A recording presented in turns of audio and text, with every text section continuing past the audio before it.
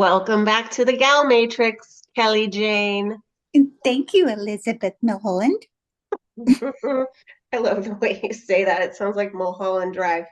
It Um, does. so today I'm gonna let you turn the tables and you get to ask me some questions because I just this past week received my certificate to be an ADHD coach, and I learned so much about our brains. And it's amazing that you and I have spent so many decades having ADHD, but not having the diagnosis because we both got diagnosed Hmm. relatively recently. So I'm handing the reins to you, Kelly, and you can ask me whatever you want. Sure. So I guess one of the things that struck me about this is you obviously don't have to have ADHD to be a coach for someone with ADHD, but is that something that makes it harder, do you think, for you or easier for you? Yeah, that's a good question. I hadn't really thought about it. But as I was going through the training, which was a week long training, and it absolutely triggered all of my ADHD symptoms. Um, I realized that all of the interventions that you learn to help bring to people as a coach are the things that I ended up doing in my career. Oh, So, which is amazing to me, like just the coincidence of that. Or maybe it isn't a coincidence. I don't know. But I ended up doing a lot of training on change management. As you know, I did that for you. I did a lot of training on time management and productivity strategies for people, which is something that people with ADHD really struggle with. Um, right? Doesn't that sound familiar? who, me? We won't go down. That would be hours of explaining all the things I've done. Well, it's amazing. The other thing that people with ADHD really struggle with is completing projects. And I was a project manager for so long. Well, isn't that kind of what running a department is like? It's projects all the time, right? Projects all the time. The other thing that is considered a really effective intervention is helping people with ADHD do mindfulness practices. Wow. I know. And so the fact that I became a meditation and yoga teacher, whatever it was, 2 years ago, it's weird that just naturally, organically, I've um, tended to gravitate to learning about the things and then ultimately teaching other people the things that are exactly what ADHD coaches bring to clients. So I do think it gives me the fact that I have it myself, um, it gives me empathy. And I think that's helpful because people with ADHD go through life feeling really shamed and ashamed. They feel really judged because environments in school and work are not set up for our brains. And I think that was the other really powerful thing in the training was that ADHD is seen very much as a deficit because um, our frontal cortex and especially the part of our brains that are responsible for executive functioning, right? So um, following through Organization. on Hmm. organization, following through on tasks, being able to control our impulses, right? What comes out of our mouth, what we do.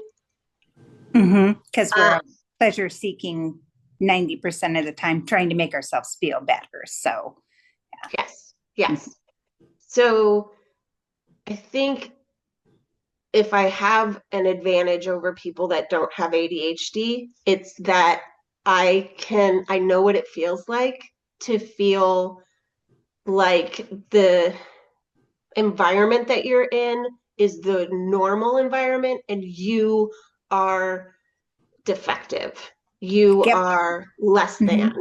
You are Mm-hmm. incompetent. You Mm-hmm. are broken, right? I think Mm-hmm. that that's how a lot of people that have either ADHD or ADD, right? ADD is attention deficit disorder, ADHD, deficit hyperactivity disorder, meaning that people with ADHD struggle also to sit still, in addition to having those inattentive qualities. Yep.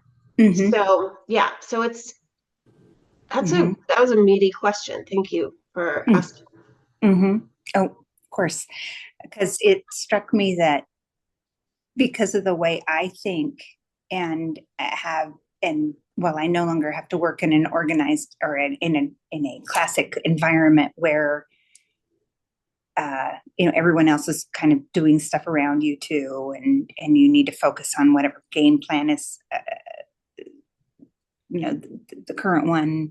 And I kind of lost my train of thought here, which is not surprising, but staying on task and getting to a point where if something's considered done and everything is probably the most challenging thing that I do every day, because now there's nobody telling me I have to get it done or when to get it done, but hopefully nobody's telling me that.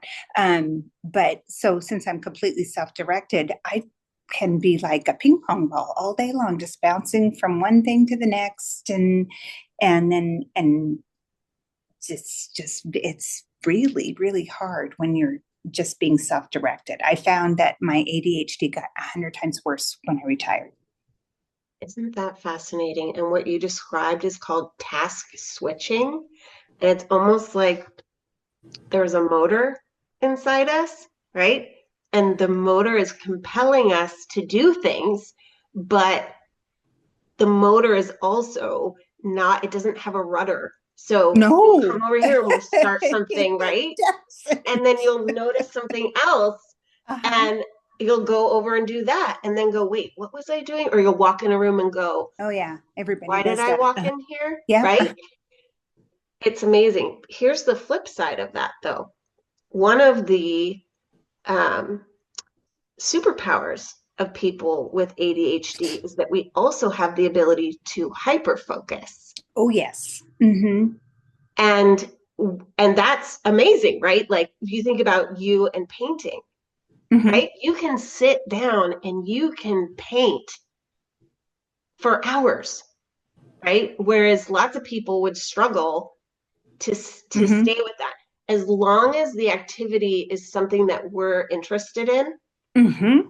Mm-hmm. we can absolutely hyper focus. Mm-hmm. And so I think that's something that is, I don't know, just curious to me, looking in the rear view mirror of my life now that I know, because I literally came out of the womb with it. There is no question Oh now yeah, when me when either. I go Yeah. back. Yeah. Mm-mm. Mm-mm. No. But that the things I've tended to hyper focus on have been things that I struggled with. So, right, Oh, that's managing interesting. Yeah. projects, Yeah. Mm-hmm.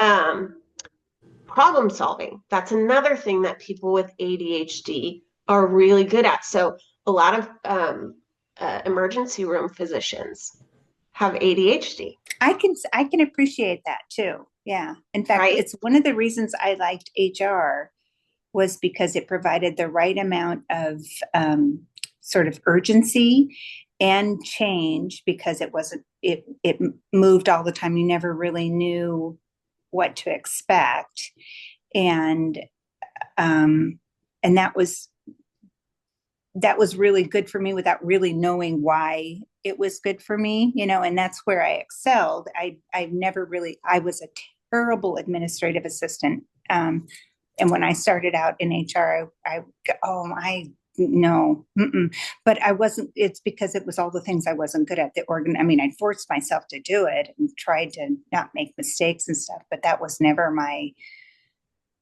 the sweet spot. It was to handling problems, and I liked the change aspect of it because it was never boring.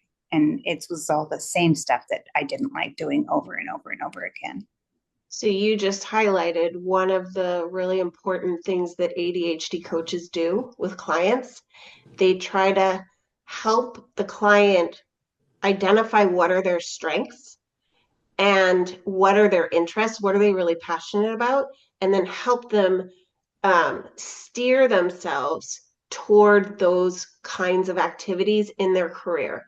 And for you and me, absolutely, it was solving problems, right?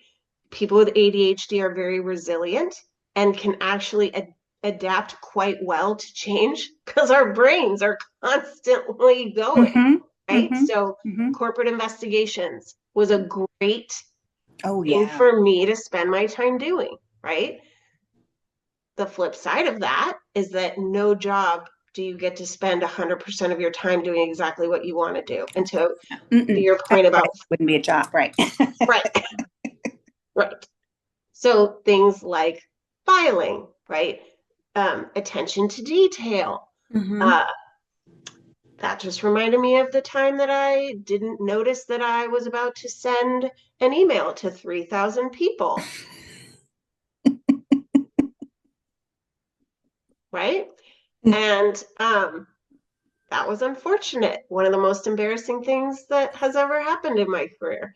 Um, so for people like that, people who struggle with detail, the coach helps you identify what are the structures that I can put in place in my environment to help me compensate for the fact that I really hate reading directions. Yes. I don't. That's why I can't bake because I don't like to follow the recipe. I want it to be as much, art as science, Yep. I'm a right? much better cook than I am baker too, because cooking is more freeform. Mhm.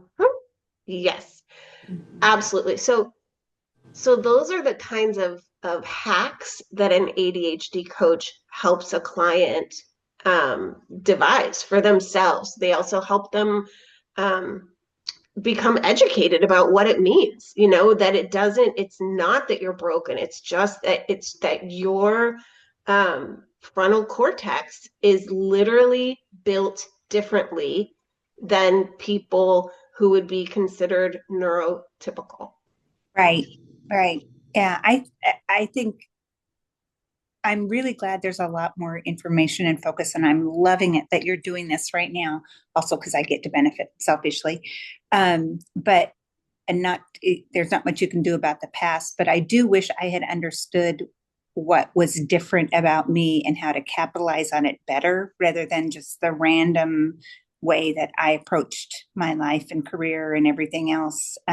Because I definitely was an outlier in my family and in most of my friend groups and stuff too, and at work certainly. And it's probably, I don't know if, well, this is why I would think most people would get coached for it. Is it's one of those things that is my most shame-inducing trait, and I'm most sensitive about feedback around that particular issue. And I think I would assume that you've experienced this too. The thing that people love to tease you about is how um, unorganized you are, forgetful or whatever, all those things. And I don't. People certainly wouldn't know that that's the absolute most uh, sensitive part of me. Is the thing I can't really change about myself, is the ADHD thing, where you're always risking something when you're doing something because you're ADHD. Something's going to go wrong or Right. crazy. Mhm. You feel vulnerable just All walking the time. around Yeah. the world all the Hmm. time. So I'm going to practice on you one of the Please. other um, what do you, let's call it a life hack.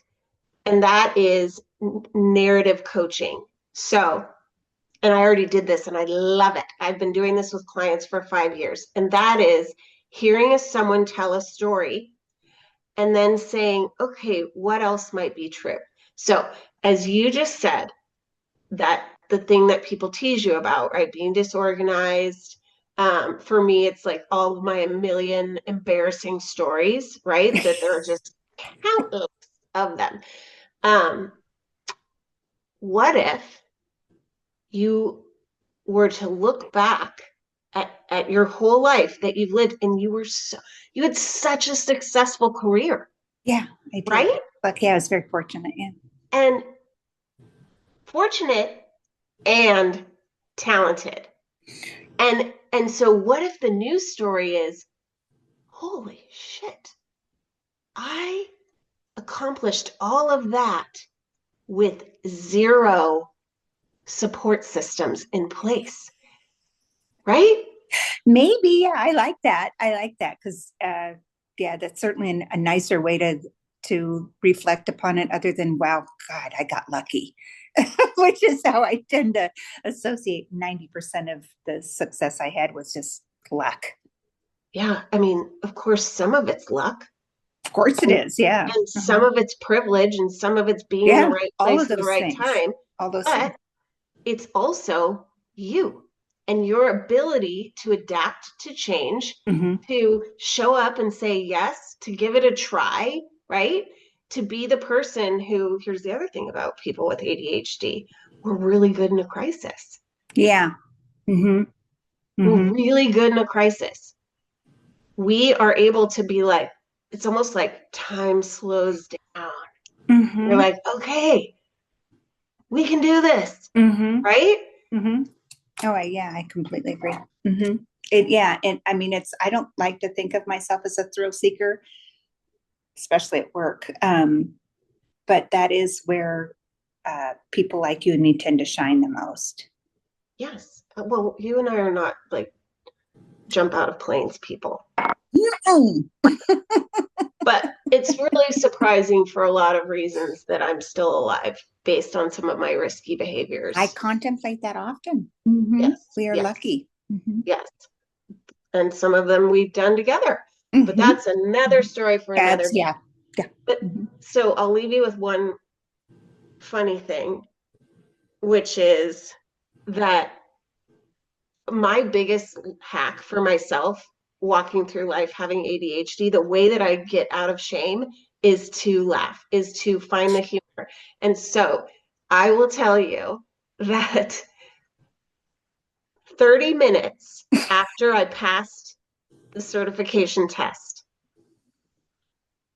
which caused me so much anxiety because I had no idea how many you could get wrong before you failed. I had no idea. And so I was so stressed out.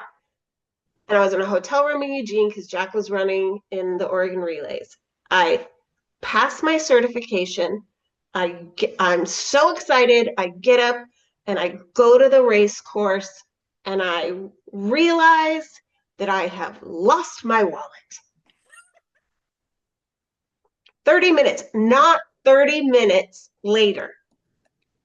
You kind of think I can never, because that is so classic. That is absolutely, you win a prize, you walk out and your car is stolen or whatever, because you left the keys in there.